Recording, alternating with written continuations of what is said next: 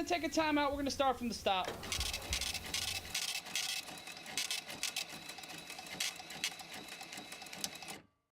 I think the next evolution is going to come when an active, and I think this is going to happen, a retired NFL starter is going to join the A7FL within the next 5 years.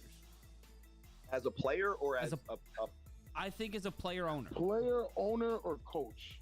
I think one combination of the three, like a combination of two, one of those in a combination. I think it'll be a player, coach, owner, something along those lines. Rob's favorite team has always owned Dawkins, I think his name is. It's the offensive lineman for the Bills. That's the you already know guy that made the no-sense drive, right? And I know that's Rob's favorite team. He loves it. I thought his favorite. But Matt, I don't think you're wrong. I don't know if an NFL player really wants to, after going through the gauntlet of the NFL, strap it up against us because we're just a different kind of crazy.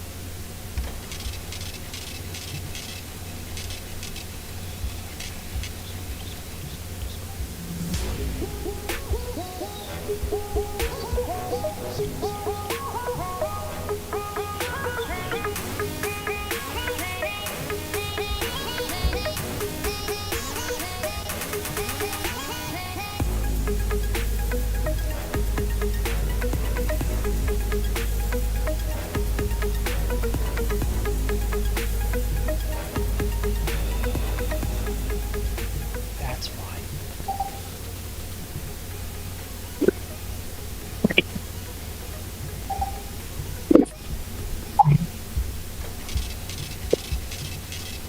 All right, I think we're back, guys. Can we hear from you, Cory? I can hear you. I hear. Yep. I see Skylar's ready to rock, and we got everybody as well. We got our. I no longer can hear you, which is fun and fantastic. Guys, we're gonna be working through this for a second, so please, I apologize for all of this. I want to set my face on fire. But Cory, you can talk. You're on camera. If people can hear you. So. All right. So as we work through the multiple layers of jam, and it is a lot of jam. We're trying to bring you a lot of content, a lot of action, and a lot of conversation. So, Skylar, while we have you, and we've already got another coach right on deck, let me just cut to the chase, because and we talk, on our Sunday little catch-ups just to see what's going on in Ohio. Already know what's going on in Ohio, and no disrespect to the Heist, the Crush, or the Volcanoes, who have been pretty much better each week and trying to close the gap between the Sin City Chaos, the rest of the division, at least right now, looks to be insurmountable. Question to you, after what I would say is so far a regular season success, and the regular season is done and it's in the book, so we can talk about that. After a regular season success in your initial campaign, as not only the coach but a member of the the greater group of the Sin City Chaos, let me put you through a couple scenarios. And I'll first put it in your hands. In your opinion, what is a successful season moving forward from this point, whenever the last snap of your season is? What is a successful season, in your opinion, for the Sin City Chaos? I'm going to sound crazy. We said it from day one. A successful season is going to come on with the championship. I feel like we have the weapons. We got the momentum going in. We got the home field advantage in our favor. I feel like all signs point to us really making a big run. And in my opinion, a successful season is the championship. It's win or go home. It's win or bust, in my opinion. And obviously that's the goal for every one of these teams headed into the playoffs, and everybody's got a shot. Well, the funny thing is that during the regular season, me, Matt, Rob, or to be, speak like a human being, Rob, Matt, and I, constantly getting berated based on the subtle arguments, opinion type conversation that we had around this top 10. Right. Then we started comparing teams. This team, oh, why am I not rated higher? Why is this team rated above me? But what's great about the A7FL playoffs is you basically, if you win all your games in front of you, take care of business. Now, let me ask you this. But from the West Coast Division, and we'll hear from a coach out there after you're done, and we're almost done with you. Mm-hmm. What from the West Coast Division do you see that you guys either compare or can be superior to? And what over there, or what from the top teams have you seen that you're talking to your guys and at least having the conscientious concern, being responsible and saying, hey, these guys can do this. Let's make sure we're ready. So what are you guys looking at your team facing that potential West Coast opponent and the bunch of teams out there that I'm sure you have an opinion on? But what do you see that you think you match up well, and what do you think that you need to work on before we get to July 23rd if it comes to it? I think the only thing we need to really work on is special teams, to be honest. I see Vegas has a lot of run backs, a lot of run backs. My boy Tev, he gets a ton of them too. But, I see Vegas doing like 2 or 3 a game. Granted, we don't get to finish games, so we probably could get to do that as well, but we've only played like 8 quarters in 5 games. The thing that we have is defense, where a lot of those guys over, in Vegas, they kind of lack that defense. I see a lot of high-powered offense, which is great, and that's awesome that you can score. But if you can't stop the opponent from scoring, it's not going to do you very well. If Vegas or LA comes down here, which we don't know who it can be, I'm pretty sure we all think it's going to be Vegas. but it's going to come down to if they can score on us. I don't care if we win 6-0. In Ohio, we focus heavily on defense, whereas Vegas, I don't really see anything that blows me out of the water on defense. And as a coach, I feel like I'm really unprofessional saying that, but I don't see any high-powered defense over there. You're on the hot seat right now because, looking at the bracket, obviously you guys got to take care of your business, and we talk about it. And as a coach, but for the podcast, it'd be a little bit more fun. We do have the coach of the Vibe just, waiting in the wings, listening to you. Yes, sir. But when you look at the West bracket, as casually as you have, you don't have to give us super insight. What do you see being at least favorite before the games start coming out of the Western Division from 6 teams in Vegas and the 2 coming out of California? Sorry, man, from the Vibes. I see Vegas coming down here. It's no disrespect to you guys. I honestly haven't seen much. Which team in Vegas then? If it's Vegas, which of the teams do you think is the team that's likely to be the one that is the joining down here? You guys in the Final Four? Everybody knows. I don't think it's going to be Insomniacs. I don't. I think it's going to be Sick With It, because last time Sick With It played Insomniacs, it was, a 7-point game? And, you can tell they kind of got fatigued in the 4th quarter. They took their foot off the gas, and that's where you really get yourself in danger, when you start getting comfortable. And I think they learned, and I think coming into it again, they're not going to make that same mistake. Who do they play first? Vegas Force? Is that who they play? That's this weekend. That's going to be a tough one. But no, I got Sick With It coming out. So I've been telling my guys, I see Sick With It. I know the Insomniacs have a great offensive line. They got great protection on their quarterback.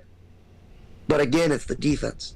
And I don't feel like they'll be able to stop Insomniacs consecutively to come out with that win. And now I think we've got enough. I think we got enough receipts on you for the night. But one more. Can't wait to be Jack from the Bud.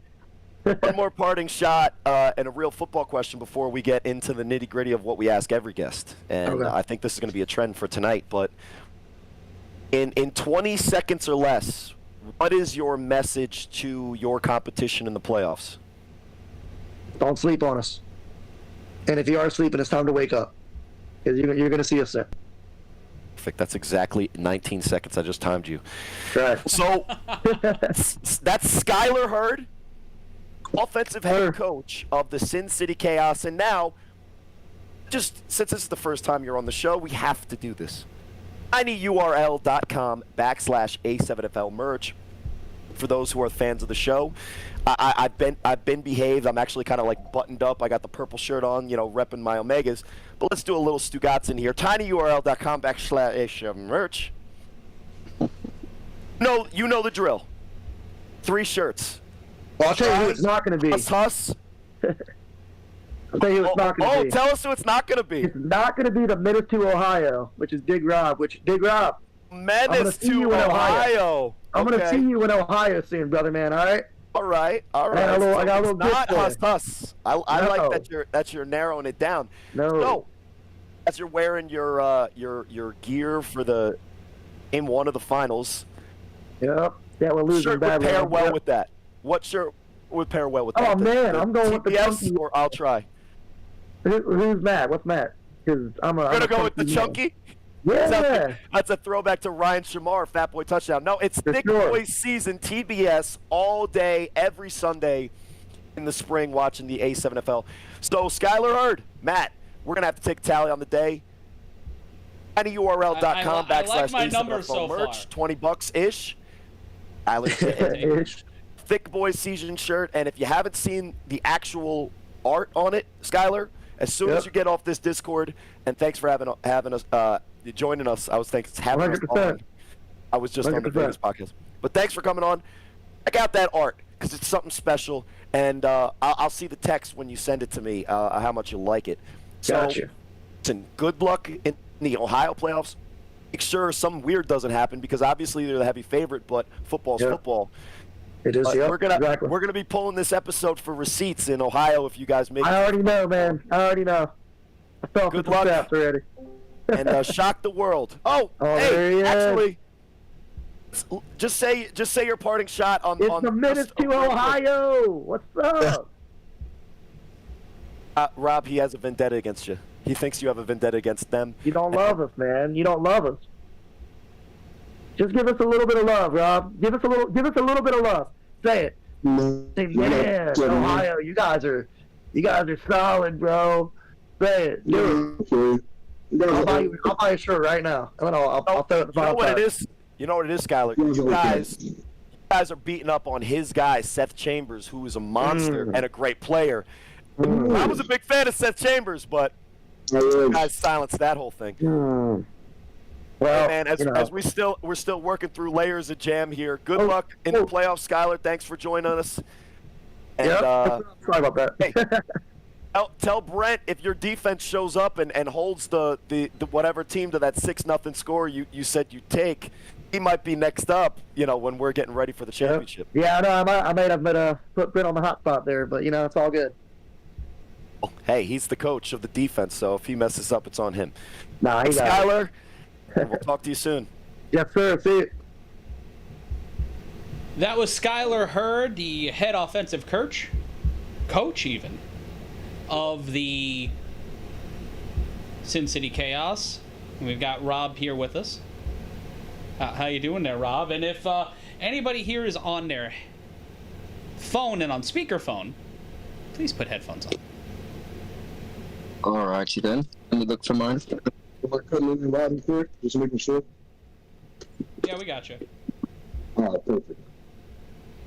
Bob, you missed it. We did the whole Ohio thing with Skylar. He was waiting, itching to talk to the Menace of Ohio, as he called it. And when we did the shirt, he originally just said, "Not to Rob's shirt." That's all he said. They don't like me. Somebody they love me. you. They love you, and That's they crazy. can't wait for you guys to show up in person when we get to Ohio. But I'm not used Next to that up. being liked. Yeah, let's take a Alrighty. look now on our next stop. We'll take a look around the A7FL and the Santa Monica Vibe. Can the Vibe overcome the action this weekend? Let's take a look at the playoff bracket real quick. It is the Insomniacs taking on the Kryptonite, the Vibe taking on the OTT, and that will be the winner of those two games facing off. The Aces will be playing the Hunters, and the Sickwit will be playing the Force. All that action this Sunday on A7FL.TV. But we've got Kevin Williams joining us. He is the coach of the Vibe. And Kevin, we want to thank you so much for joining us here. If you can flip flip your phone over, that'd be very appreciated, sir. Flip the camera to the. Oh, is it facing the wrong way? It is. Nah, you gotta rotate We're your saying camera we're there, saying boss. do widescreen, not up and down. Yeah, just Oh, rotate yeah. your phone. There you go. All right. Even Rob's giving Matt a little bit of a tough time. Rob. Hey, good though. this is technically speaking, I'm a rookie today, so you guys got to work with me. Welcome to the podcast. Welcome to the podcasting space. Kevin, when you walk into this Sunday's game, there's a lot of questions and a lot of doubters. Yes. How do you, representing the Santa Monica Vibe team,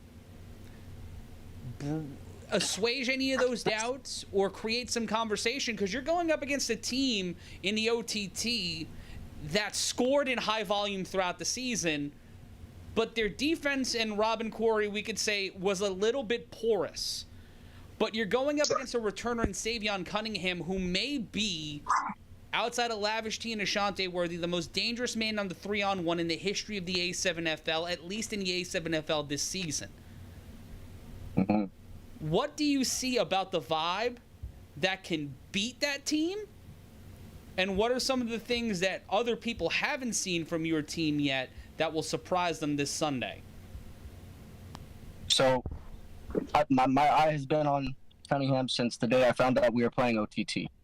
He's fast. He's a great player. He's all around, and he's got the tenacity that everybody would want a player to have that's on their team. Now, I know you guys haven't got to see much of us yet, whether it be online or hear much about us, nor the Aces as well. You guys might not have heard too much about them or seen too much about them, but they have a guy, Billy Mallard. Same caliber player, speed, aggression, everything you could want. This guy's getting 3 to 5 kick returns a game. So yes, and I'm no joke, Rob, no joke. So once we figure him out, and we kind of, had to go through the process of elimination with this thing, you know what I mean? It's all about who you put out there, how you go about it. So we're not so much worried about him, Cunningham. We know he's going to score. We know that. But we have to do what we're going to do to match it and to stop them elsewhere. Because sometimes, it's a given one way or the other. It's gonna happen. You have to prepare for those givens. So what we've done is we've put these guys and these ideas in these guys' heads and how we have to go about this, and how to move on to the next play. Because regardless, like I said, he's gonna get his couple. But guess what? We are too. When I came onto this team and this vibe, 9 guys are gone now.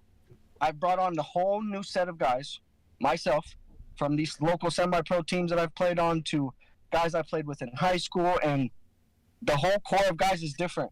We have this fire underneath us that shows us, like, we want to be the underdogs this season. We're not guaranteeing we're going to the top, but I guarantee you that we will give it everything we got, and we are not going to let one person beat us in Cunningham. You know what I mean? It's going to take a team effort, that's for sure. And my guys, we already know what to expect. We've watched every game possible in the last 2 years. I don't care if these guys are still on the OTT or not. We've watched every single game that they've had posted on YouTube multiple times. My guys we're ready. We're focused, we're locked in, and we're ready to go out and just show out. That's for sure. All that film you watched, throw out the film where the quarterback was number 2 when he was wearing the ski mask and the glasses. I don't know if that's going to help you if you watch that film. But more specifically with kind of what you were going on with the matchup with OTT, guys are the higher seed. Some would say you're the underdog. Some would say that you're the underdog. And now, in your season, you started off and you were facing the Aces. And the Aces have experience in this league, and they have a monster in Mallard. And you talked about, he's getting the same amount of returns.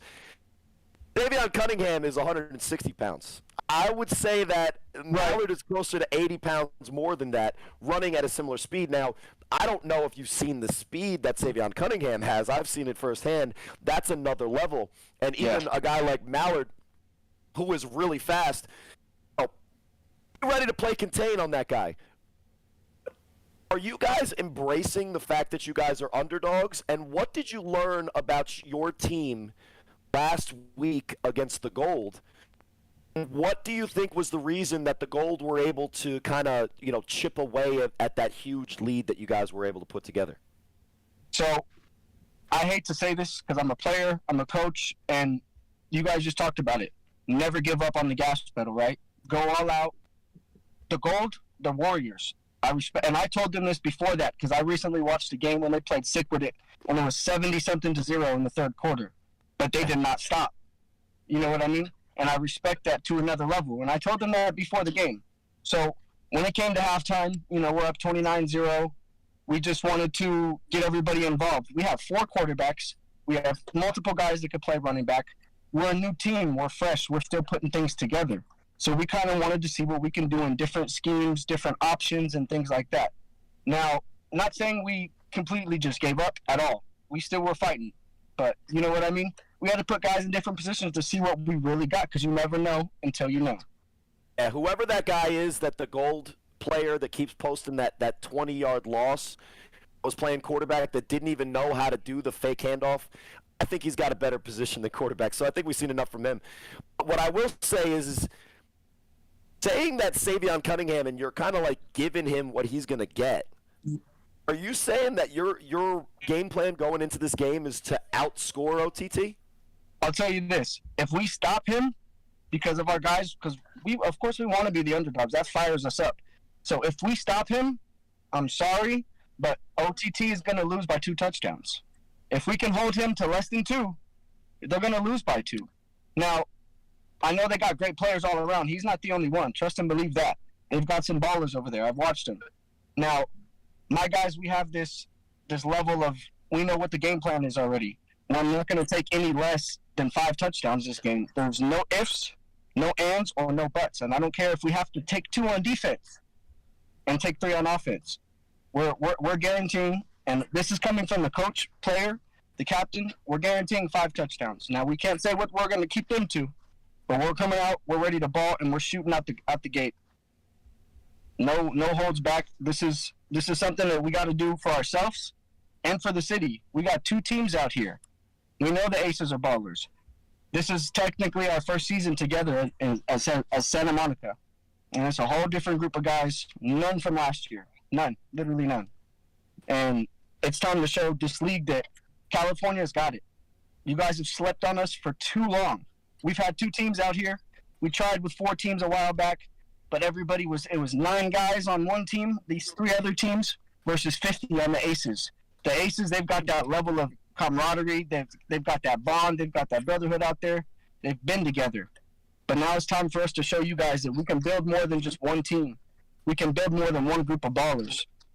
It's time to put California on the map, and both of us, I can almost guarantee both of us are coming out with a win this weekend.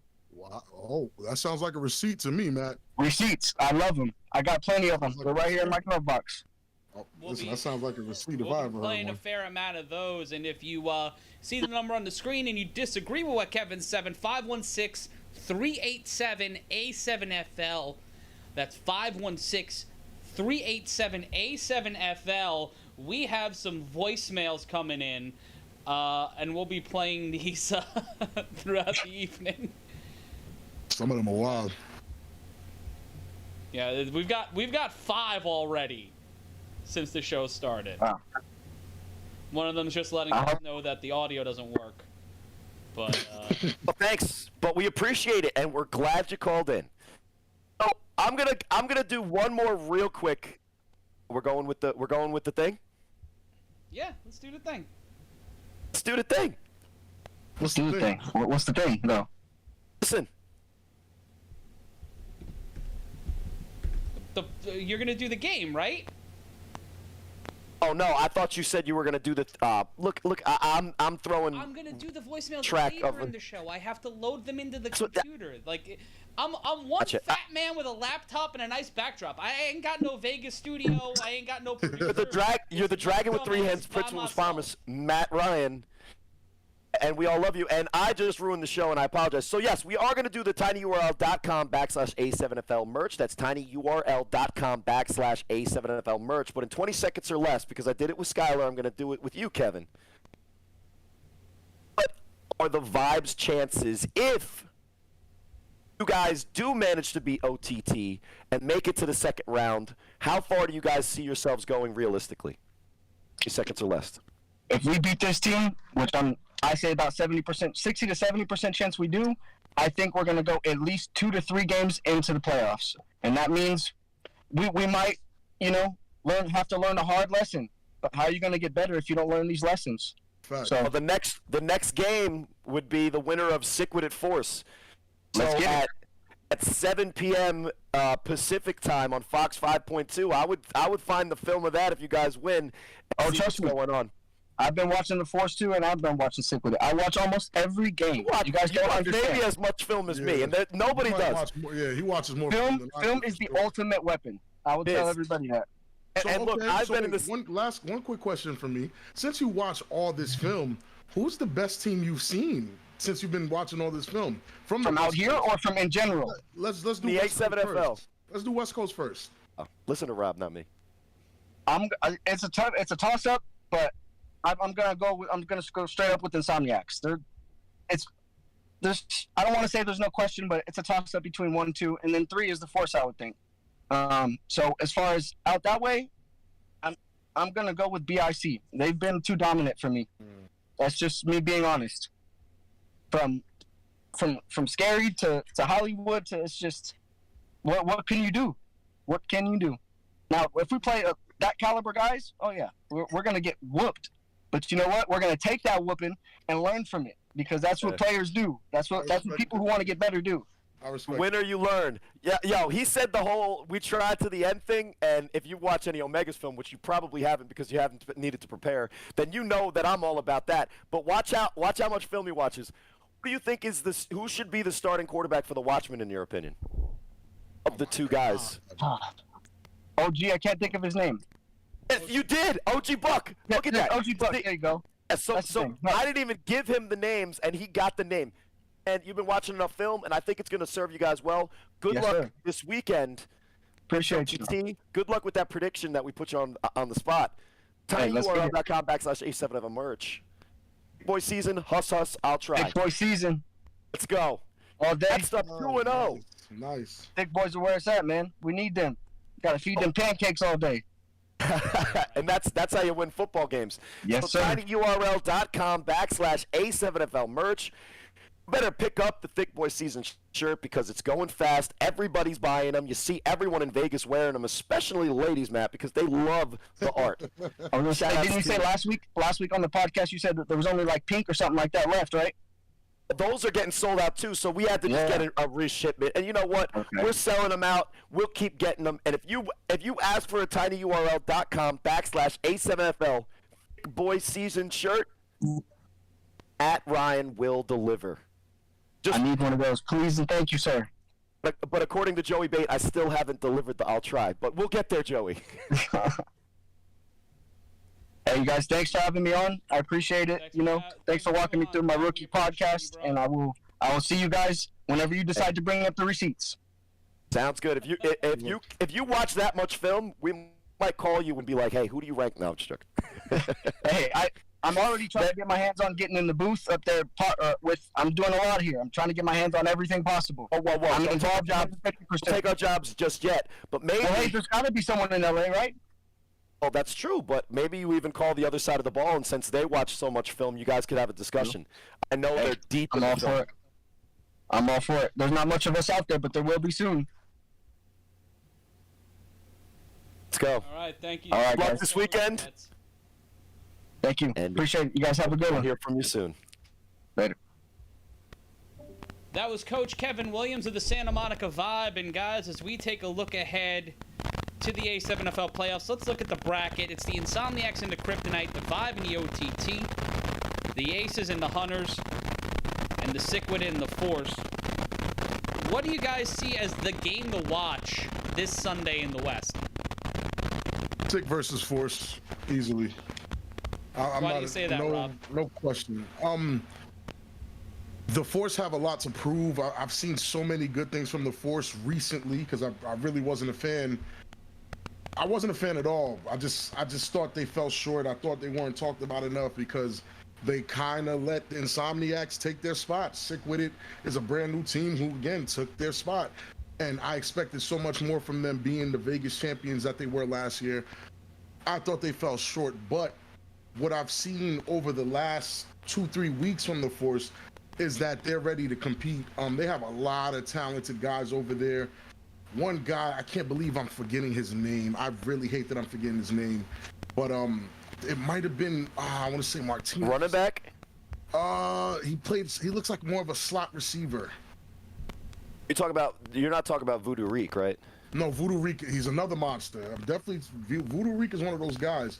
But I'd ask you this, Rob. When you called that game with LJ week 7, you got to see a lot of what they put on film, and whether it was a lot of personnel and a lot of different styles of offense and defense.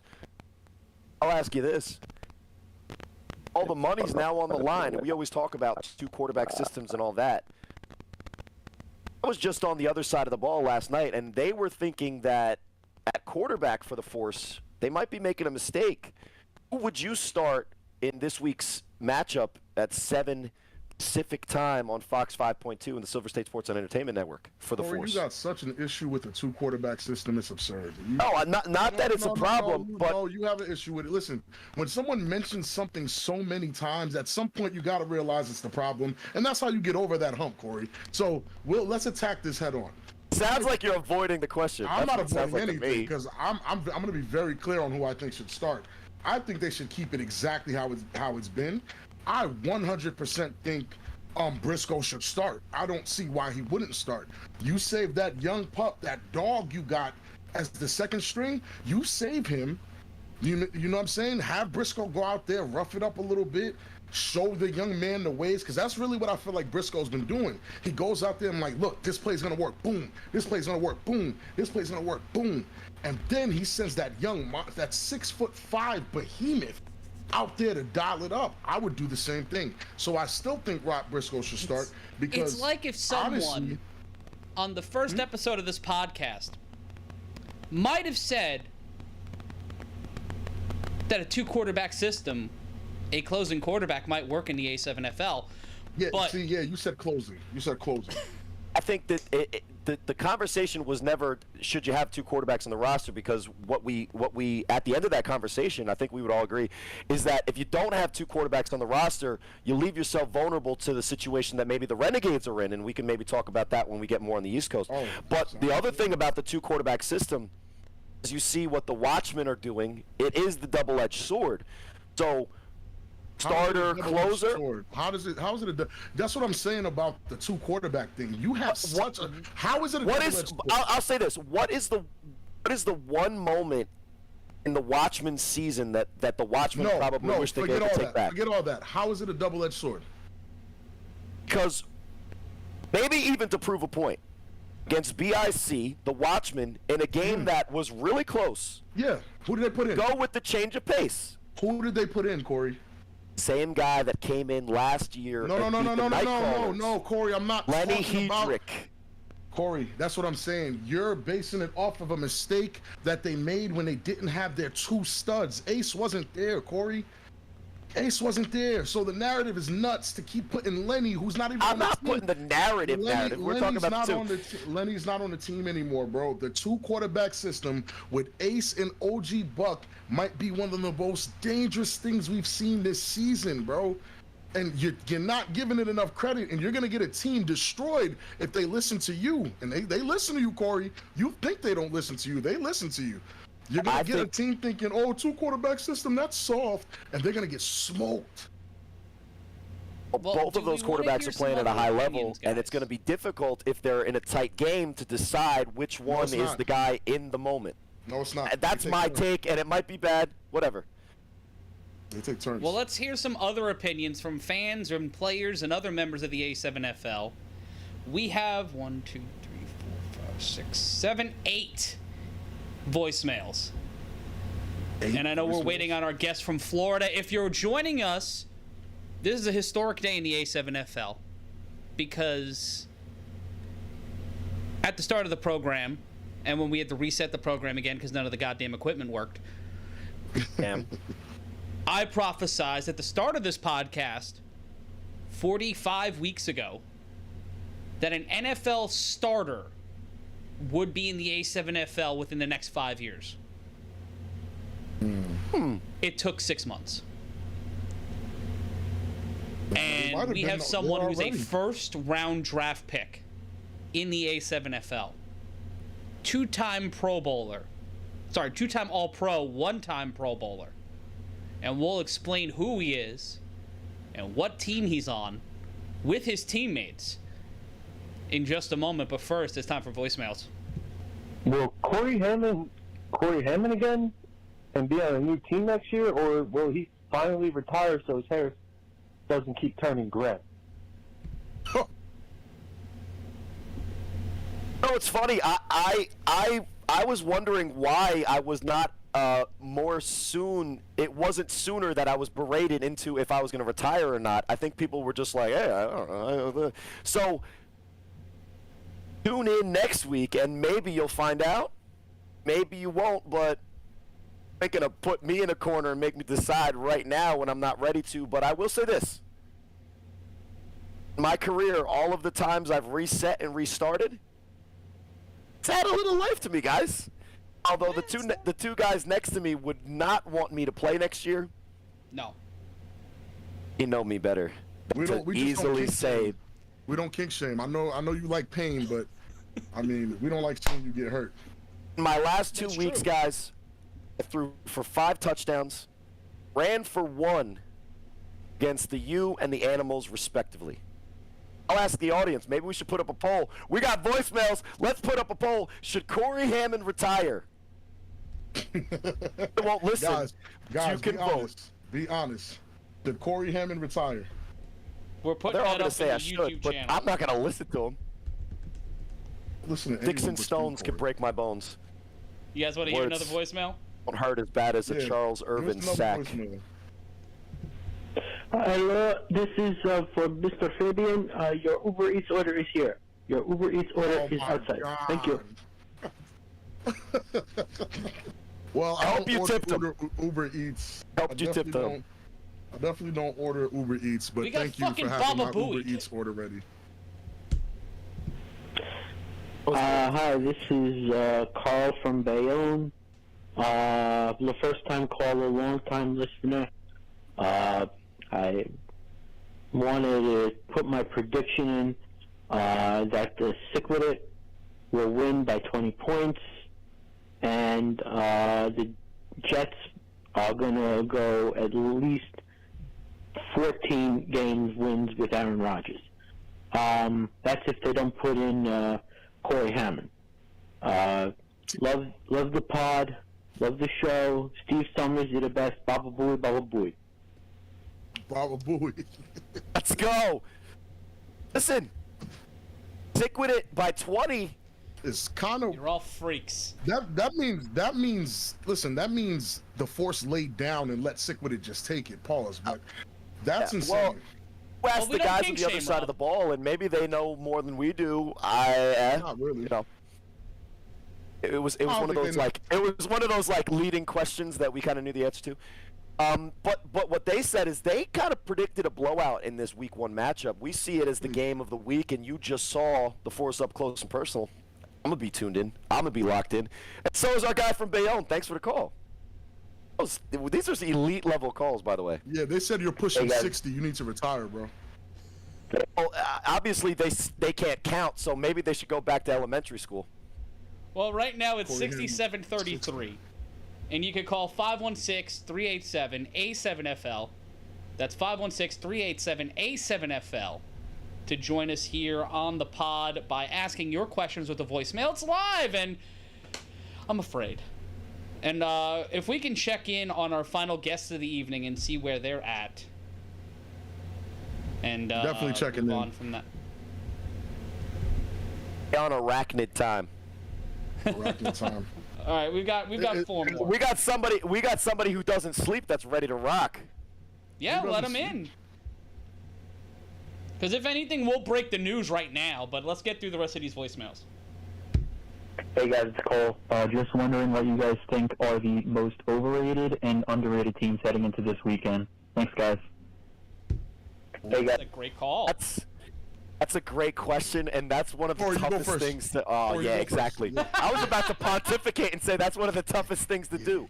You. Okay, overrated. Really unfair to say, and I hate saying this. Say it. Animals. Ooh. Really? Now, I about love underrated? the Animals roster. I love what they have at quarterback. I love their skill positions. I really like the Animals as a team, and I think they're going to easily win against the Renegades. Only reason that I say that they're the team that's overrated is because what I think that we do is we see Huff on the roster, and we immediately assume that the rest of the roster is running at that same level. I think that although Huff erases a lot of ills for a team, next week against the Watchmen, in my opinion, I don't know if what Huff does is that special, that it's going to make up the difference in the rosters between those two teams, because I see the Watchmen as a potential behemoth in this league. And no disrespect to the Animals at all. Just look at how much better they got from last year to this year, 2022 to 2023. They went from a team, much like my own, to a team that we consider one of the top 10 teams in the league. Overrated, I would say, Animals. Underrated? It's really tough to say an underrated team in the Northeast because we cover them so specifically. I would say maybe the Watchmen, because I don't think we're talking about a Baltimore super team as highly as we should, especially because they have the mix of the youth and the experience, because there's guys on that roster that have won a championship. No other roster other than BIC and the U can really say that, can they? And the Animals, because they have guys from the U, right? So I am going to say this. The most underrated team for me, in my opinion, are my guys from Sick With It, because they are so similar to the Insomniacs, and the Insomniacs have basically just been Sick With It Plus, and Sick With It's been Insomniacs Light. We'll talk to a guy from one of those teams coming up in a little bit. Greatness and the name brand recognition of what the Insomniacs put together preseason, I think kind of hid a little bit of what Sick With It's got going on. And when that week 1 matchup happened, both of those teams were still building. So we rank Insomniacs number 1. I think Sick With It is really close. I was talking to Eric Shufford, wide receiver from the Insomniacs, and we talked about a lot of things, and I might mention this to him talking to a friend of his later on in the show. One of the things that he said is that, in his opinion, now he might be biased, he thought that Sick With It is the second best team in the entire league. He's played Division I football to an all-conference level. He knows talent when he sees it, and he knows how to play the wide receiver position. That's one thing that you look at what Sick With It has, great wide receivers. Underrated Sick, overrated Animals. Might be wrong with both. You got Rob? You know, mine is a lot quicker and precise than yours. Overrated. They already don't like me, so I'm about to just make it worse. Sin City Chaos is overrated. Period. I think the blowout wins, everything that's going on over there, it's just not enough. Like, you haven't really faced any monsters. You didn't even blow out the Ohio team we thought was good. You didn't even blow them out like you blew out everybody else. And if they gave you a little bit of sauce, I can't imagine what happens when you meet the monsters. I mean, it's cool to be where you are, and I'm pretty sure they're not big-headed from all the wins they got and how they never made it to a fourth quarter. A bunch of empty achievements, in my opinion. You know what I'm saying? Like, it sounds good. It always sounds good, but oh my goodness. And that's overrated. And as I'm about to say, my underrated team, somebody just pops in here. My underrated team is the Nightcrawlers, and I'm pretty sure you guys are gonna figure out why in a few minutes. I'm not even gonna say too much as to why they're underrated, but my underrated team this year is the Nightcrawlers. It's really because we haven't seen too much footage of the guys. We haven't been able to talk to the guys. And from what I remember, man, there's one of them. And from what I remember, that loss they had last year, and we could talk to this gentleman right here in a few minutes to find out. The loss they had last year left a bad taste in their mouth, and I'm almost 100% sure that the Nightcrawlers are going to surprise everyone. So stay tuned. And if you want to be a part of the conversation, if you want to vote on this, head on over right now, and we'll drop the link in. We'll drop a QR code for how you guys can vote and be a part of the A7FL fan community. We've partnered with Unify to bring you the A7FL fan community. We had an Ashante-worthy limited edition super ultra rare digital trading card. It is completely sold out. But if you want to sign up right now to the A7FL's brand new fan platform, all you got to do is head on over to the QR code that I'm dropping right here. It'll be on my dumb face in just a second, if I can get it to frickin' work. Why is there no Cory Hammond card? Oh, I'm not in the playoffs. Yeah. That'll Whack. do it. Take a Cory Hammond card, a 2017 Cory Hammond card. Especially in the playoffs, that one game I had 500 yards. That is here. But I will get it to you guys in a second. It's here it is. It's over my face right here with our guest joining us here. Doing this live really fucking sucks. I hate it.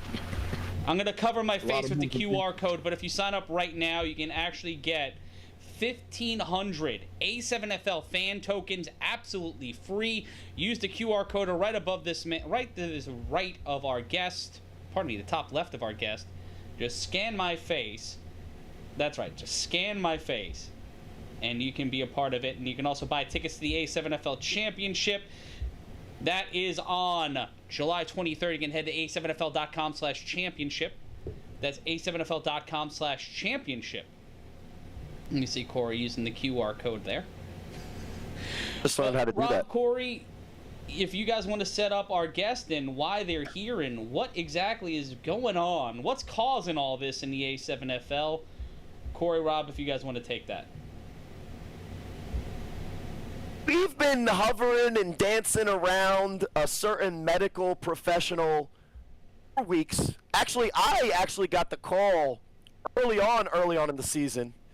What I was encouraging is for the people involved to make it a real thing so we can report it. And confirmation is now confirmable in a very confirmable, confirmational way. I mean, you introduce our guest because I just talked too much already. listen, man, we have one of the hardest hitting guys I've seen in the league since Ron Clerk.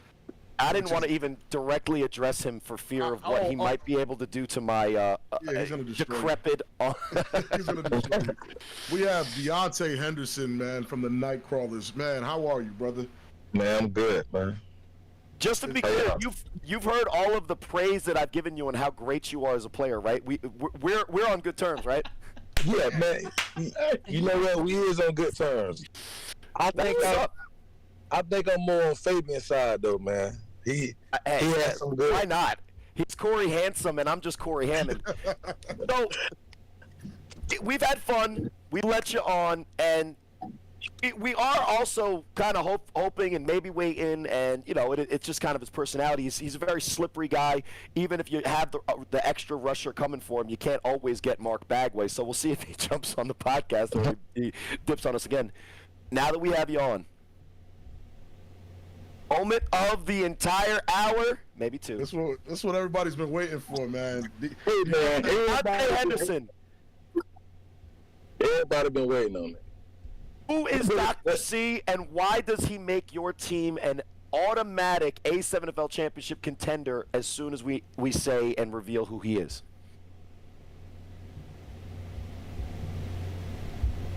I can't hear you. You said what? Look at this suspense is building. Suspense is crazy. We've been hinting around Dr. C. Okay. If you do Doctor, the shorthand with a period and then space C, right? The acronym there. Dr. C. Who is he? Why does he make the Nightcrawlers one of the championship favorites as soon as you reveal his identity? Man, listen. I only see it one way.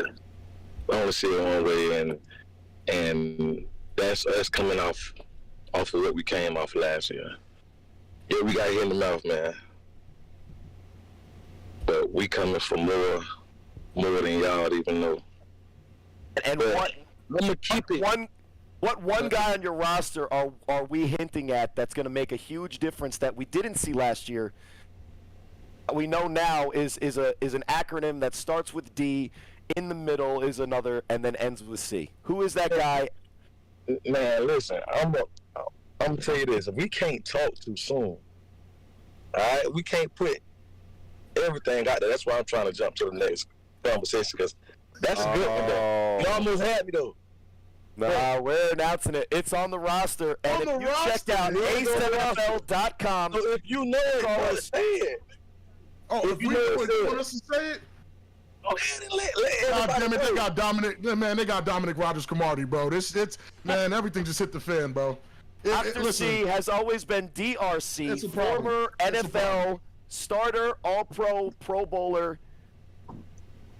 Deontay, can you tell me how that came about to actually get a former first-rounder starting NFL player to come rock with the Nightcrawlers? He's a fucking Pro Bowler. That's the question right there. That's the question. Now, how we got played last year? How did you end up with Dominique Rodgers-Cromarte? Listen, I'm about to tell you everything how we ended up with who we got. And this times 10 on him. All right? Now, last year, everybody know we travel light. All right. Can y'all hear me? Yeah. Good. Everybody know we travel light, but we don't like to have an excuse for everything. So we be quiet on it. You know, we know how we travel. And we could have traveled how we needed to travel, but we didn't travel how we needed to. So we ended up on the bad end of the stick. But other than that, who we got now is untamable. We ready for whatever y'all got up north, man. That's for every team. I talked to Mark Bagway a couple of weeks ago, and he was telling me, and I was trying to get this story and see if we could confirm it and all this kind of stuff. But what he was telling me is that I was talking about the Florida division as a whole, right? Because obviously the Nightcrawlers bringing a former NFL player, having the #1 flag quarterback in the country, having maybe the most monstrous linebacker in our league, and we've only really seen you up close and personal that one game in a loss. Crazy work. He was talking about the division as a whole and that your team in Florida have the ballers that are unmatched in the A7, in flag, everywhere. We might be getting joined by Mark Bagway himself. What is the one thing when you look at your roster, because I know what he told me, and you could keep it hidden. What is the one thing that you look at your roster that you would wish that you could improve headed into the Final Four, where we're assuming that you guys are going to make it out of Florida and play the Northeast champ? Hey, man, how I say, if you had a kicker, we need a kicker, because we don't need nothing else. I'm telling you that now. But you don't need a kicker in the A7. I know you're new to the league, and you guys don't. I know there's no kicker in it. That's what we gonna need. Don't miss the joke, Corey. Don't let it go over your head. Power line. Don't let it go over your head. You hear me? I'm not. I know what the joke. I know what the joke means is that they don't need anything. The one thing he said the division as a whole needs is linemen. Do you guys feel that in the trenches, the guys blocking for all of these athletes are going to match up? Because to me, the only thing that I see that isn't comparable maybe is that, and I'm getting it from the words of your own guy, is that something you guys are concerned with, or are you guys just that much better? We definitely, we ain't even go up there with no linemen. I'm going to be honest. Last season, we did not go up there with no linemen. How do you think I'm asking you? None. So what you think we going to bring this time? So just add on to that. Like, come on now. But as we underdogs, everybody think that we ain't played nobody. But we Florida still. Y'all gotta respect Florida. Underdogs. Where did you hear that? Ask Rob who he thinks is going to be the division that wins the next championship after BSC, and I think you'd know that we respect you highly. And knowing who we just saw on your roster and reported and confirmed, and now it's out there, my bad, This was we were waiting this whole time, but we heard that it's confirmable, so we're confirming. Who from the A7FL are you hoping to play? Do you think that you would beat, or is this just you guys aren't even worried about it at all? You're not even watching film. No, man. We from Florida. We love football. Don't get it wrong, man.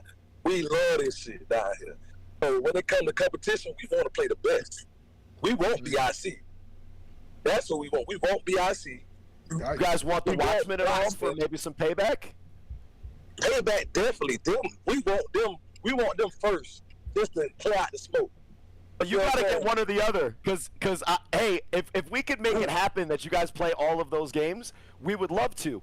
But if you could play, if I gave you the chance to play one, which is literally what we're giving you, and the Northeast Championship is between Watchmen, who are a lot of the rare breed team that you guys had a situation against last year, and we got a great offensive lineman, as we're talking offensive lines, now waiting on hold to join us. Who do you think is going to come out in the Northeast Championship? If it's the Watchmen or BIC, who do you want if you had your choice? I want Watchmen. Up to a big team. I love it. Go with it. I had it. I love it. The one thing about it, they gonna respect this shit, and they already respect this shit. So we coming with it all. It ain't what we had last year. It's a little bit more. Do you think would your pick be the Watchmen over BIC, or do you just want the Watchmen for the payback? Yeah, man. We look at Watchmen like that, man. So it's no way. If we weren't so scared of you, Deontay, we would say that get off our line. But even as bad and choppy as it sounds, I'm still polite enough to not be dumb enough to provoke you, my guy. If you could get a better connection, we'd love to hear more from you. But just final yes or no. Dominique Rodgers-Cromarte, he's the difference, or is it just everybody? Yes. Yes, sir. Yes, sir. Yes. Straight up, yes. Listen, I don't know if it's Joey Bate and Woody Ness Charles trying to mess with your connections so that they become the favorite guests from Florida on our show. Deontay, thank you. A, not having a personal vendetta against me that I'm going to be nervous about when I see you. B, joining us on the show so we can kind of reveal the big secret, because let's be honest, you guys take care of business, you win the games in front of you. Well, I don't think we'll have to worry about the A7FL Florida division and the amount of guys that are playing, because you play alongside a former all-pro guy. Better sign up and play in that league, right? Exactly.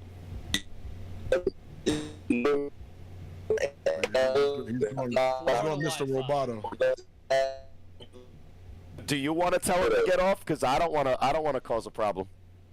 Deontay, thank you so much for joining us, man. Your Wi-Fi is in and out. Your signal's getting a little wonky, but we'll have you on the podcast heading into the Eastern Conference Championship.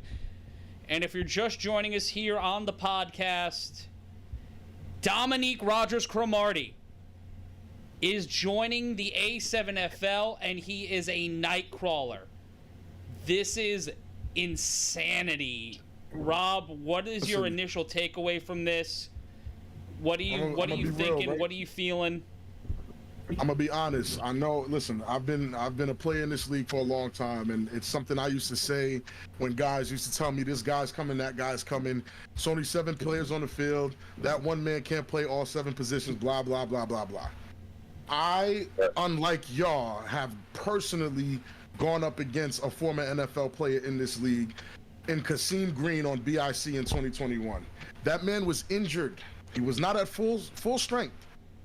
And I still felt this distinct difference between what I can do as an offensive lineman and what he was as a linebacker. I need y'all to understand that gap is not a joke. And even if Dominique Rodgers-Cromarte is just one guy, you got to understand you guys don't know the names of the people that are on the Nightcrawlers. Nobody knew who Deontay Henderson was until he popped Buck. When he lit Buck up, I'm like, who is this guy? Like, and I looked down the roster and I was like, avoid at all costs. it is 7 guys on the field. You still have to play the game. You still have to win the game. But I'm not gonna sit here and lie to you, man. I know the tough guys, the superstars, the guys that have been in this league for a long time and know what this is. They hear that and they get excited. They're like, okay, I know the Watchmen guys are saying, watch this. I get to beat a former NFL player. But you got to remember, those are the tough guys. There's people on your team right now that are fanned out, that are shaking in their boots, and that's for BIC too. There's a few people that are going to be a little nervous running up against that kind of talent. And I've been warning guys about the Nightcrawlers all year because I found out this information like week 1. But yeah, we've been holding on to it for a while. We've been holding on for a while. What we said we said we were going to wait till we seen him on the field, where the reports were that he played, and oh my goodness, I thought I was going to have to tell Deontay Henderson to get off. God, he's off. You just trying not to get hit when they do crossover games next year. Oh man. Going from he's on the team, Terrell Burks, just to confirm. He's on the team. He's 100%. He's on the roster. He's played. He's played in an A7FL game. That's it. That's all I said I needed.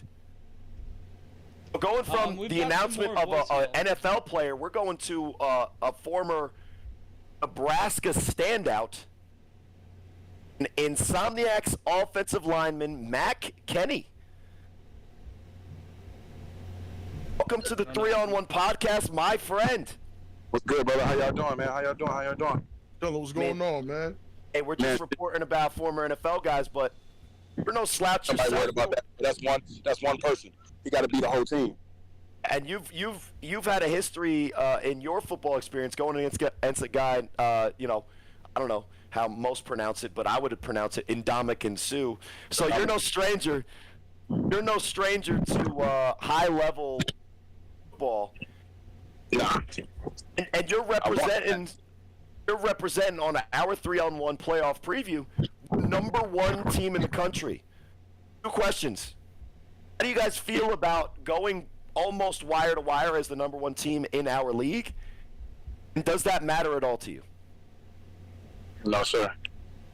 I'm just taking this game by game, bro. Whoever in front of us, we going to play ball. I'm going to dominate. My team going to play ball, and that's what we're going to do. Whoever in front of us, we're just going to go to work. I mean, we ain't got no sweat. We good. I talked to your teammate Eric Shufford last night, and we were talking. We first started talking about Other Side of the Ball podcast. Check out our distant cousin, from Oklahoma. Yeah, 40th time. Plug it again. And we cross promo here. It's the only thing that I do decent without, blowing it and totally messing it up. All right, Corey. I was talking to Eric Shufford, guy who, all-conference Division I guy himself, and what he was telling me is that his opinion of not only the league, but specifically your guys' division, is that he loves the Sick-Witted team, and he knows a lot of those guys personally. You guys all play in the same city. It's not like New Jersey where there's Trenton, there's Patterson, there's Rahway. It's Vegas, and Vegas has always been playing Vegas guys. So he sees you guys as the #1 and the #2 team in the country. Insomniacs #1, Sick-Witted #2. Mac, what's the difference between your teams, and why would you say the Insomniacs are the better team out there in Vegas right now?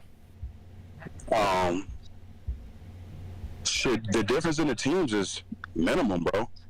Like, you know what I'm saying? You could go player for player. In my opinion, I'm just, I always keep it a buck. You can go player for player down the line. And I think what draws us different from them versus what everybody may say and how we play. And I'm just going to say, I think we want it more.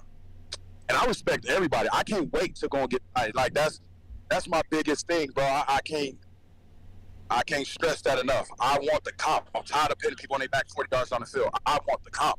And Sae is that guy, at least for our side of the world, you know what I'm saying, to get ready to go travel. And we want that. Like, we want that.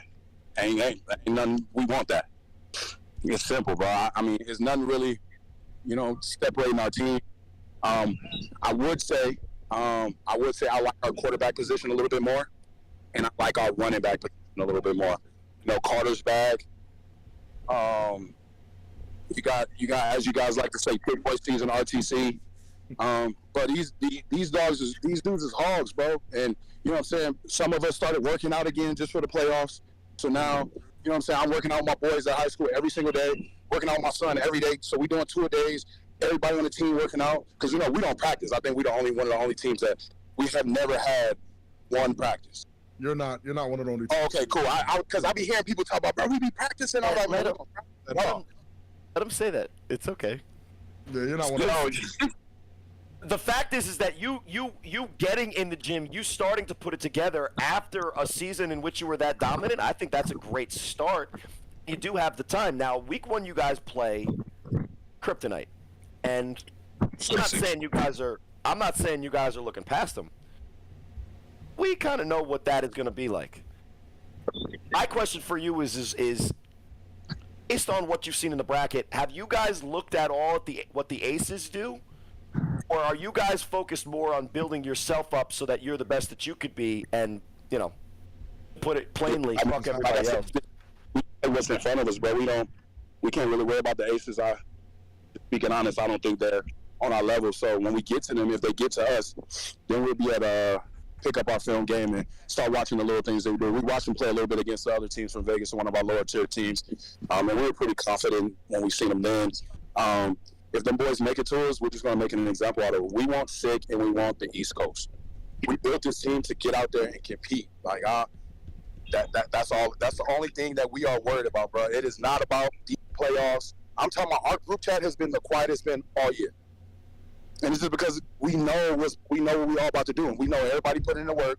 So we like, yo, this is about to be one of them games again. So I'm not saying we're looking past them, but we are definitely, you know, licking our chops for a little bit later down the line. I'm not on your team, so I could look past all those bozos and really go for the game that I'm looking at. So SICK versus Insomniacs. How do you think there's a chance you guys can lose, being that the difference between you is not that much? I'm a realist, bro. Anybody can lose. Like I said, we want it more. And anybody can lose. It's football, bro. We already know that. Somebody could go down right now, and the whole momentum of the game will change. And us as, you know, and dogs or who we are, I love this game too much to say I'm going to take an L. But one thing I will say is we prepared. Straight up, we prepared. And I ain't worried about all that guys people added and all that shit. We still rocking our same shit, and we're going to be dominant as can be, bro. And I'm speaking for my line. We dominant, bro. We're going to be dominant. Everybody else going to do their thing. I speak for the line. I'm a real lineman. I breathe and live this lineman shit. We going to win in the trenches. Is there any way that you could, you know, kind of work with, you know, Derek in getting a clone of yourself out to the Boston area? No, sure. Oh, my God. What? I got to make a selfish joke every once in a while. One of my college teammates is actually out there, bro. I'm trying to get him to start the league and play so that I know when I get out there I got for sure comp. Because I don't know what I know everybody say all these dudes is competition and they, you know, so but watching film, I own a couple of linemen that I really, really like. Some of those linemen from the U. Is that the black team? Well, they wear an itineration that has, they have the Miami black and orange, right? Colors. Yeah, yes, exactly. Yeah, hey, their linemen are active and they get down the field, bro. That's like, that's if you saw Big Dippy for BIC, you'd like the way that he kind of has that pull where he has that one arm blocking the whole dude. Bro, that's who I'm looking to go against. That's what I want. I want that comp. I know we here for a team thing and it's the Insomniacs, but when I'm on this field, bro, it's whoever in front of me. I don't have time to look around and make sure everybody doing their job. I'm worried about me and the men in front of me, and I want that smoke. On the other side of the ball, they had a guy, J. Sykes. He's an Insomniac. He's real confident, and he says everybody sucks, and that's cool. He said that reason is that he thinks that the Sick With It might be better than the Insomniacs is a very similar reason that you just mentioned. He said that, and I'm paraphrasing here, so if I say it a little bit wrong to be an asshole, I tried, but I failed. He was saying is that, you know, over here, we don't really give a shit about the money, in quotes. I said that if he doesn't care about the money, he should donate it to the Donnie Bunak Player Relief Foundation. He avoided that question, but if they do win, I'm going to make him, make sure that money goes to the right place because he doesn't care about it. It's interesting, though, when you guys talk about the other team that you guys both respect each other, both know how close you are, and say that it's an intangible thing that separates you. Let me ask you guys this. As great as your season has been and as much as you've destroyed these teams, what is a successful season for the Insomniacs roster? You talking about the end goal?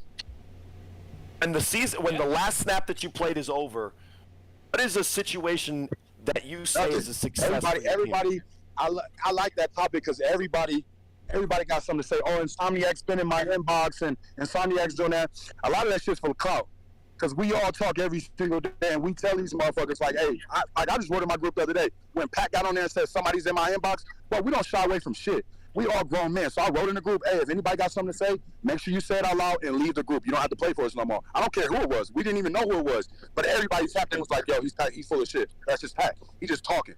We all here, bro. It may be an exception of 1 or 2 people that may not be here. Bro, we here, bro. We here for the long haul. We're going to keep on winning this bitch, too.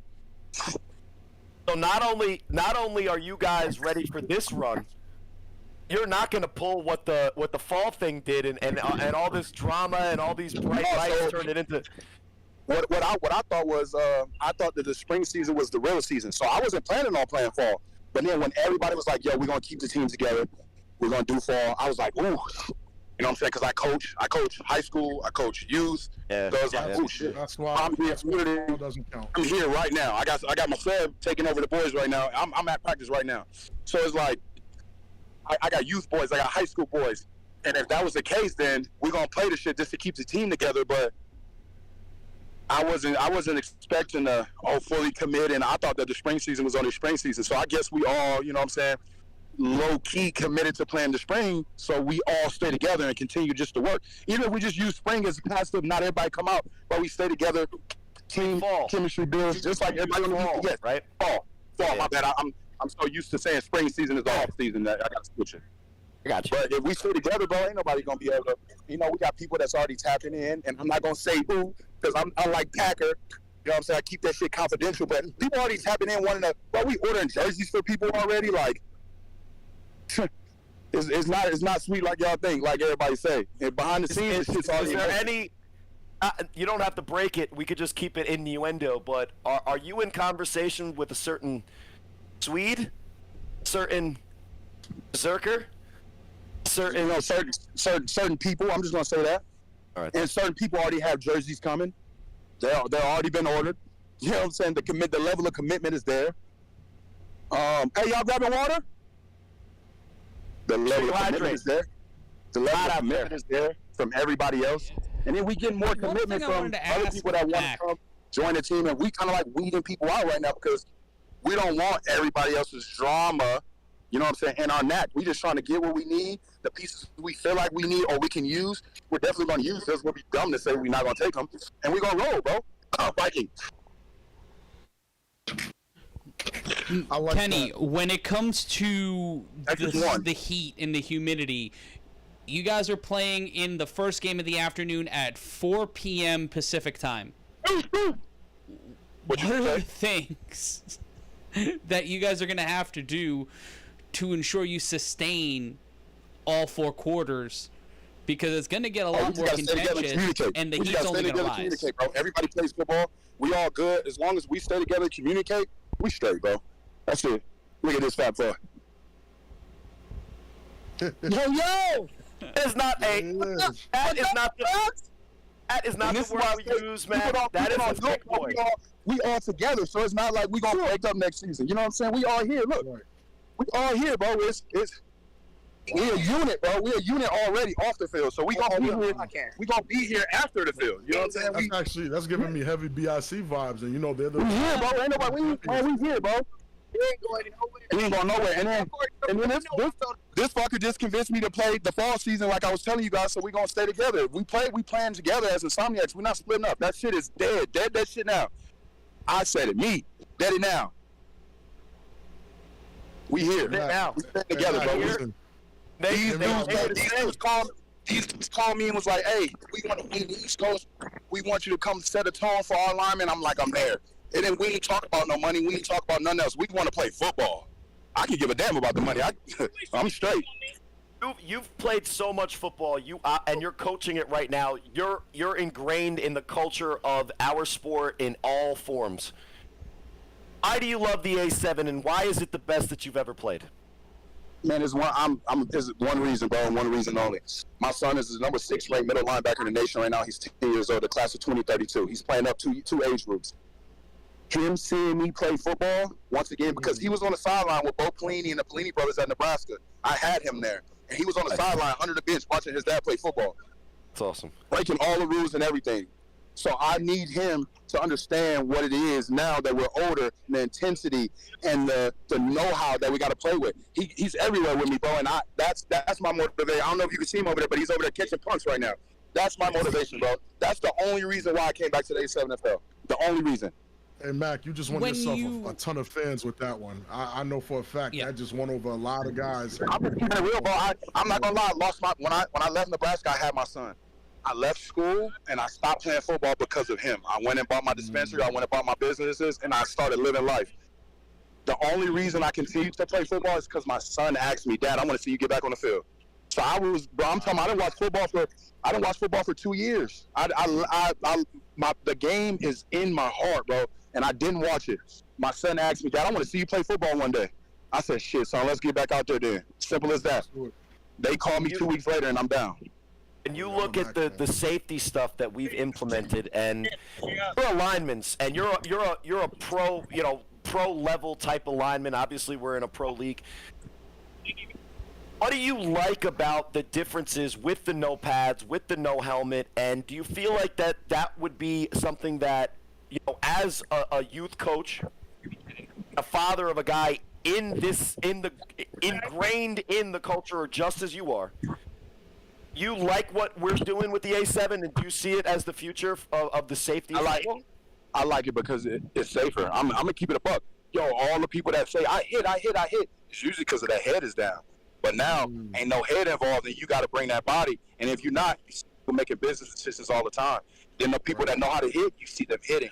That's the difference in the A7FL. We don't have this, and we don't have these. So now ain't no just going in there launching my body. Now I got to form tackle, and I got to tackle right. Otherwise, I'm gonna hurt myself. We seen that. What was it at the spring game? I mean, dude broke his jaw and knocked out his whole bottom line of teeth in the spring the little fling we did, and it wasn't even nothing bad. The scrimmages, yeah, bro. Didn't nobody say, bro? It was bad. He knocked all these out. Boom, blood everywhere. And all he did was go to try to make the tackle.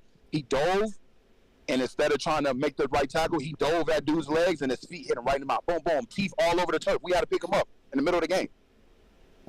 He's done for this, right? What you say? Have a concussion, though. No, he didn't have a concussion. No concussion. That's the takeaway. He should have had a mouthpiece. Yeah, that shit should have had a mouthpiece. That's what I'm saying. So all the rules that you guys implemented, bro, we haven't got hurt. Ain't nobody been going crazy. We had one incident because he didn't have a mouthpiece. So I feel like and he's playing the wrong way. I can't. A DB can't run from 20 yards full speed and come smack me. You got to make a form tackle, bro, and really tackle me. It ain't you're gonna hurt yourself. Yeah. So I feel like it's safer because it takes those people that go crazy out of the equation and make them make a correct tackle. If not, you see them sliding up out of the way like, shit, I'm straight. This might be a weird question, but were you one of the linemen that as soon as you left the huddle after hearing the play from the quarterback, you asked for the count? Did I ask for the count? Yeah. No, I'm one of the linemen that don't really talk. I talk by choking people out and putting my genitalia on their face mask in the game. Is after the huddle, and thank God I don't play. And then Stu said, Stu walked away, and he said, then he puts his hands up and walks away like he did nothing wrong. The question I was asking is, like, when you leave the huddle, the quarterback's like, scat right, 22 option, on two, ready, break. Were you one of the guys that looked back in the huddle and said, yo, what's the count? Or did you have to tell the rest of the offensive line because they forgot? No, I'm talking to everybody. I had a 4.0 GPA. I'm talking to everybody. That's just easy to me. Because the reason that I'm asking is because when I talked to Rob about this, because, yes or no, that happens all the time in a huddle, though, right? Right. Yeah, it does, and luckily, Do you think that that might be one of those symptoms that we talk about with the constant, minor and subconcussive hits with an offensive lineman? Because you guys get beat down more than anybody, and your heads are clanging. It's that subconcussive hit. Do you think that that's one of the things that leads to that? Yes, that and the constant no, because some people are, some people in the game, even when we get to the college level, there's so much just do that the words and shit kind of jumble up in their head while they're going. And that's when you get the. Have you ever, while playing in an A7FL game, had your head knock against another guy you were blocking? No, sir. That speaks. So what I did see is I did see somebody hit their head pretty hard, but that's because I've never seen nobody get pancaked like that before, and I was the one doing the pancake. So. You're talking about the crown of his head on the floor. That's fine. That's fine. If you're doing that, you earned it. So please don't share any other graphic stories. We're trying to talk about on that safety. note, we will let you get back to coaching. Matt Kenny will be on the games of the week. This Sunday, our 7 o'clock game is the Insomniacs will take on the Kryptonite. For that action and more, you can head to a7fl.tv. Right now, live on the program. My bad. Comment, subscribe to this video, ring the notification bell so you know when we're live, and we may see Kenny on July 23rd for the A7FL Championship. Go to a7fl.com/championship. That's a7fl.com/championship. You have until Sunday to get 25% off by using the code A7FL Insider. That's a7fl.com/championship. If you're watching the video version, you see it right there. Use the QR code. And speaking of QR codes, use the QR code on the screen right now to get 1,500 A7FL fan tokens absolutely free as we partnered with Unify to bring the A7FL fan experience. If you were a member of the A7FL fan page, you would have known about the DRC news before anybody else because we dropped it as an exclusive story right there on the fan page. So sign up right now using the QR code on the screen. Kenny, thank you so much for joining us, sir. Thanks for being on. We'll have you on the pod again. Avoid any mic'd up situations and continuing to be great, my friend. Real quick, tinyurl.com/A7FL merch. Are you going to go with the thick boy season, Huss, or I'll try? I think I know. I'm not gonna lie, I can't go thick boy season because in my head I'm a thick boy. I mean, in my body I'm a thick boy, but in my head I'm a 165-pound wide receiver, baby. Let's get it. You know what I'm saying? You got Scooter there. Make it happen. So which one are you going with? I'll try or Huss? What's the options again? You just say Huss. I'll try or Huss. I like Huss. Because I ain't trying to do shit. I'm beating ass. You don't get the I'll try then. But you're a winner. Your team is 7-0. I was 0-7. So that's why we try. And you guys are now the favorites for me in the Vegas division. Favorite. Matt Kenny. Whatever else they're calling you out there, Nightmare X, the guy that just pancaked somebody, sending people into the stratosphere, All Might, Yoshinori Yagi himself, Matt Kenny, send those no-moves into space. Oh my goodness. All right, man, I'm getting back to this line, man. Y'all have a good day. Appreciate you, Mac. One coach to another, you're doing it well out there. Appreciate you having appreciate you having us on again. Having you on. I'm not gonna lie, that was my favorite thing I heard today. I ain't trying to do shit. That was fucking great. The playoffs are gonna be fucking ridiculous, boys. Nah, for sure. And to be Dominique Rodgers-Cromarte in the league. He made a fucking all the jam all over this episode. It's a great one. We have like 5 more voicemails. Do we want to play them? Have to. This is awesome. All right, let's run through them real quick and then we'll wrap up. What's going on, A7 family? We're just calling in to check in from Baltimore. My predictions is Watchmen gonna win it all. They just got too many weapons all the way around on offense and defense. They literally just, in my eyes, they just too unstoppable. In the games that it was close or that they had lost, if you pay attention, there's key pieces that wasn't there and wasn't in place during those losses. So my question is there a team that you think can stop them, can stop their offense, and is there a team that their offense can actually really compete all 4 quarters and really come out on top against the Watchmen defense? I think now the we're list just is going very to simple. elaborate real quick on the as far as the Watchmen. So in the games that they had lost, like, okay, against BIC in my eyes is the best team in Jersey or in that division, everything like that. So when they lost to BIC, it was by mistakes of a player that's not even on that team no more. So with that being said, also the other quarterback, Ace, he wasn't in attendance for that game, if I'm not being mistaken. He didn't play. So when they gave Lenny the opportunity, he fumbled the bag. And if I'm not mistaken, every time there was mistakes made, it was made when Lenny was in the game. So had Lenny not been in the game and Buck would have finished the game out, I feel like BIC would have never got that win. And aside from that, there's a key player on 2 sides of the ball, Antmo and Doug, both sides of the ball. And, bruh, he wasn't there for that game. I'm telling you, certain little pieces that should make a huge difference, and everybody know that. Just, all I'm going to say is just watch this. I love that slogan. All right, listen. That was if there's going to be 4 more that are 3 to 12 minutes long, and there's other Cory Hammonds out there, then keep calling because we love it. So to answer his question, here's the list of teams that can compete, stop, whatever the Watchmen. In my opinion, BIC, Nightcrawlers, Insomniacs, stick with it. The rest of the league has no chance, in my opinion, and I don't know if I'm saying that those teams could beat the Watchmen. All I'm saying is that when we look at those games, those are teams that I think could compete. So to answer his question, I think it was obviously an astute caller. He knows, and he says a lot of the same things I say about the situation over there. But I think the Watchmen are one of the teams that we're kind of sleeping on. They're a Baltimore super team. They have the youth. They have the championship pedigree. We're kind of looking past them just because of how deep the Northeast is at that top.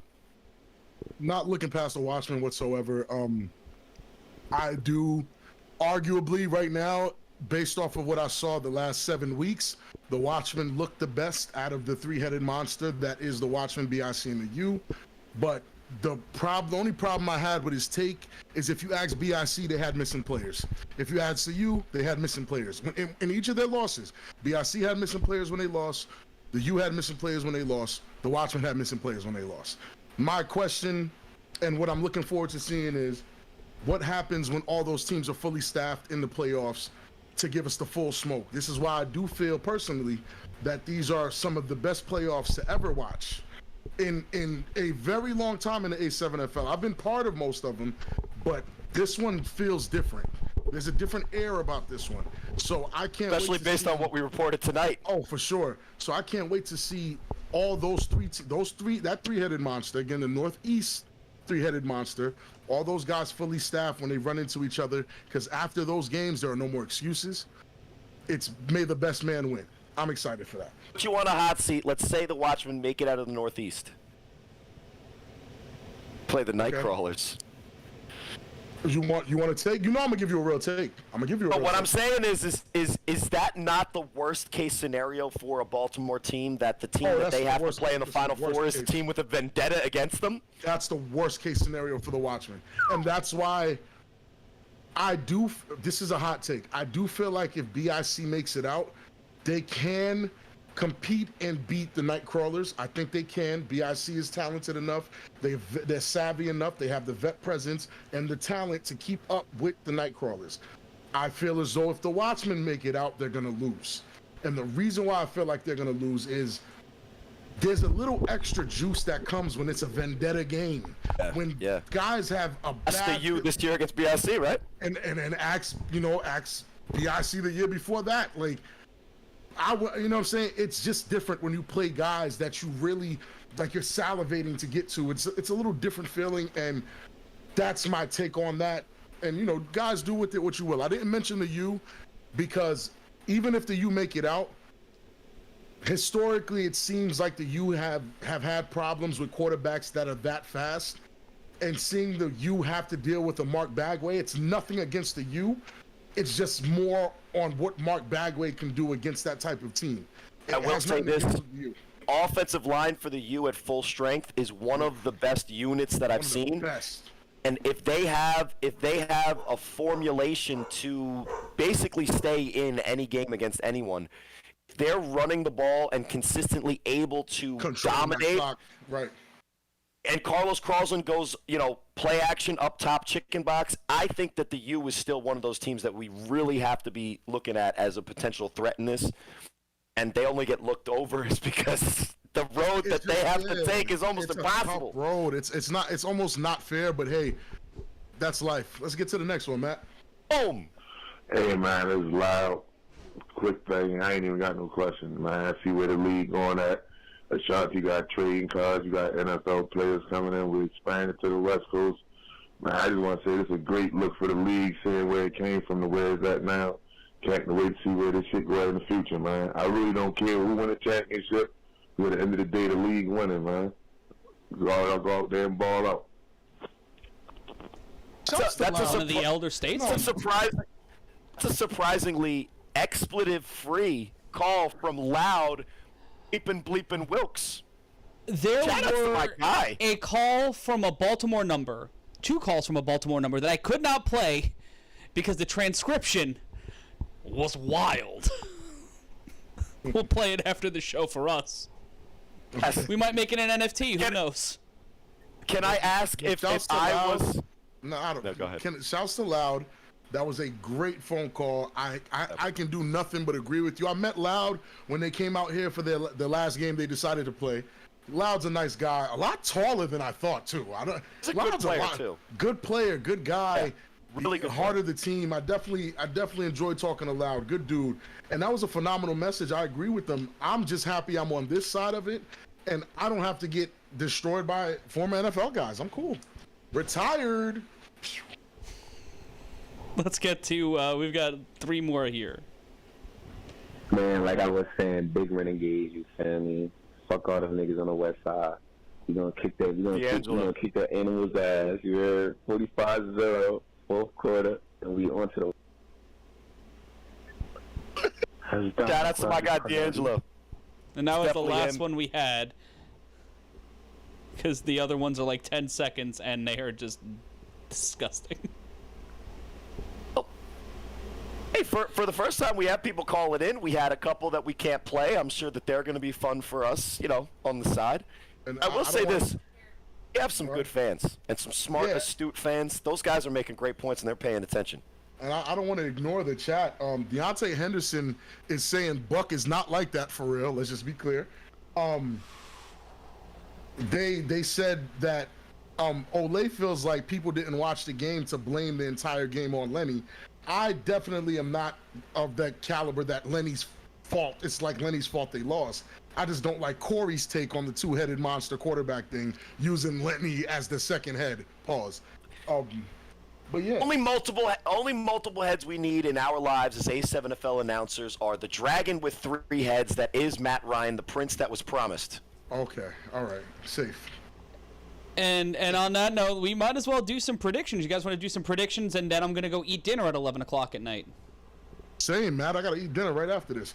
Yeah, Cory, go first with your predictions. I want to hear what you think so they can destroy you next year. So you can. My predictions now is after that conversation with Mac Kenny, I think we had a lot of great conversations. I really have to give Kevin, the coach of the Vibe, a lot of credit because I can tell when people watch film. You know almost immediately when somebody has seen film that they know what they're talking about and they're not just making it up. That guy is out there getting a great read, and hopefully my guy G Hurd about Matt Kenny and his kid. I got my kid. G Hurd, Savion Cunningham, Moises Carter, all those guys. I think that what they're doing is on the precipice of getting to that point where we can respect them, but they better take care of business against the Vibe, because if the Vibe know what's going on and they know some of the plays that G Hurd likes to run, they're in the right place at the right time, that can make up a difference even in the elite level of athleticism. But he said he knows that Savion's going to get 3-5. I don't know if that's going to be a work. But our conversation with Matt Kenny and the fact that Scooter is at the practice that they're working on and that football is their lives.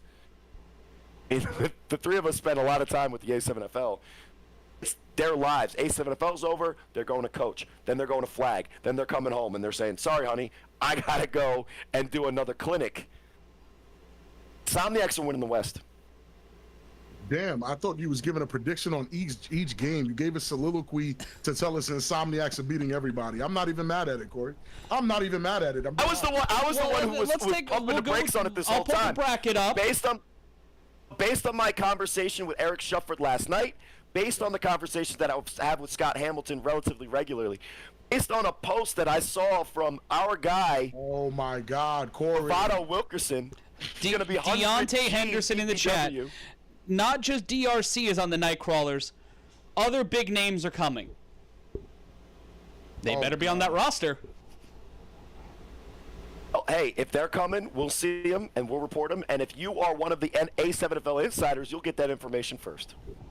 Yeah, head on over to the QR code that are massive on our screen right now. Sign up, you get 1,500 free A7FL tokens, and you'll get this news before anybody else if you're a subscriber or a holder of any of our digital trading cards. They use the QR code right there on your screen. But guys, Insomniac's Kryptonite, I think it's all chalk. Always gets the scoop first. Sorry, Matt. To ruin the show one more time. It's not your fault. Yes, Vibe OTT.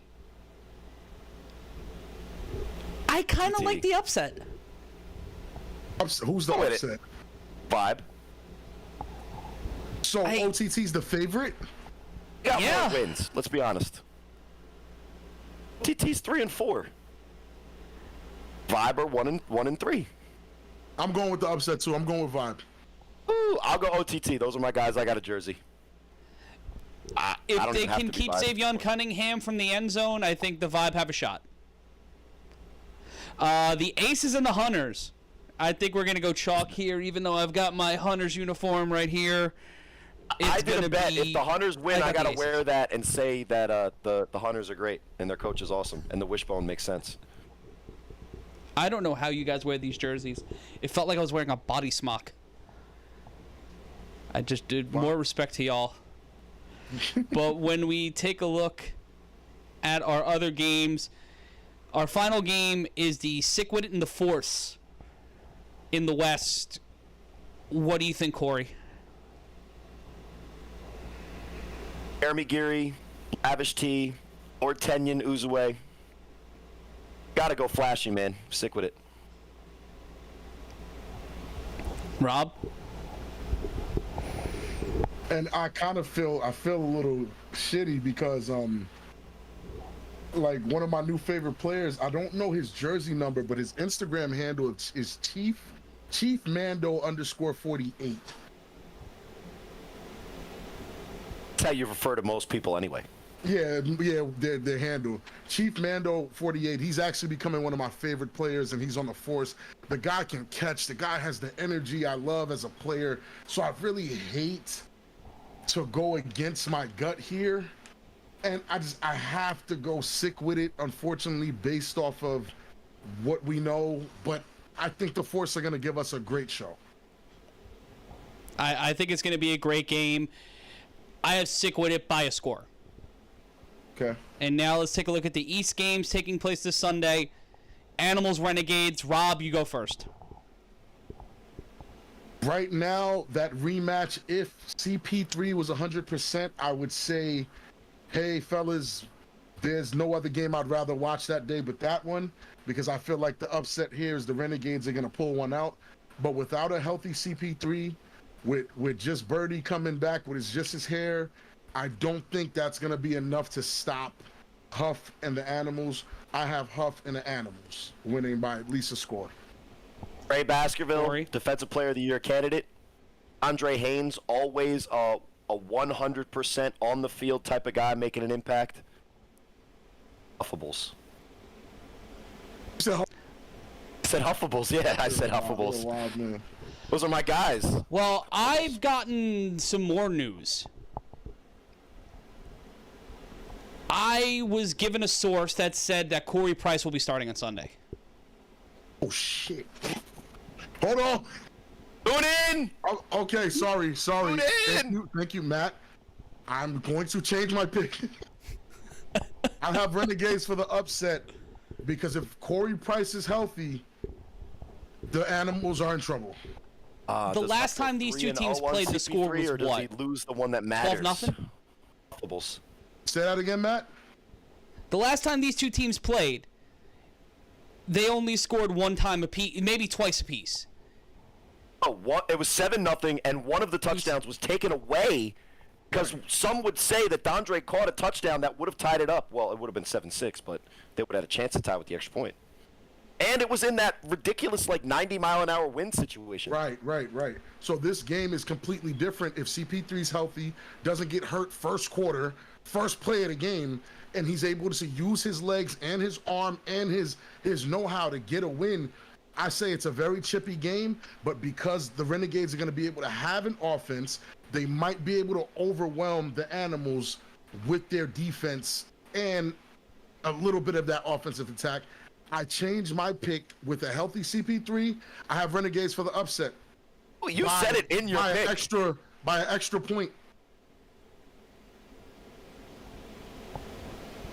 I don't disagree with that. I think the Renegades by one score. Huff is the best player in this league's history, but the inexperience from his young core players intermingles with the veterans on that defense. Huff playing 60 minutes of playoff football may not be enough.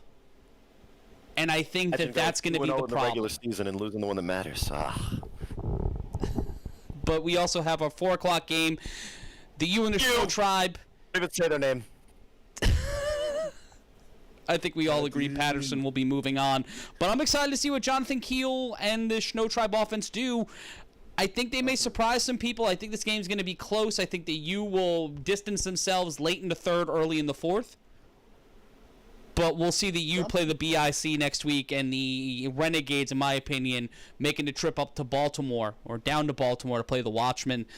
In Ohio, I believe we got the heist over the the heist over the Crush, and we're all taking the chaos over the Volcanoes. Sorry, Olentangy. But Florida, our last game, Orange or the Ghost, who will be playing the Nightcrawlers? I mean, based on what we've seen recently, the Orange are the team that's more together. Joey Bate and Woody Ness-Charles are my guys, but based on what we've seen, the rosters top to bottom and with Coach D. Lane kind of pulling them together, O-Town Orange, but I'll ask you this, guys, does it even matter? It doesn't. I mean, they got to run into that monster, and it's not gonna look pretty, in my opinion. Nightcrawlers heavy. Who wins against the O-Town Orange or Ghost? Nightcrawlers. But on that note, the next time we will be seeing you is live this Sunday on A7FL.TV and internationally on DAZN. If you're watching us on A7FL.TV, be sure to like, comment, and subscribe to this podcast. If you're listening to the audio version, do the exact same thing. Support our sponsor, Skillshare. Go to the QR codes, do all the things, and join us live this Sunday. 3 games from the Games of the Week broadcast team. The whole team will be there. I'm actually showing up this week. But thank you to LJ Smith for covering for me 2 weeks ago when Catalyst Wrestling was in Brooklyn. But for Big Rob Fabien, for Cory Hammond, and I'm Matt Ryan, always reminding you, don't be an asshole. I'll try. Ain't trying shit.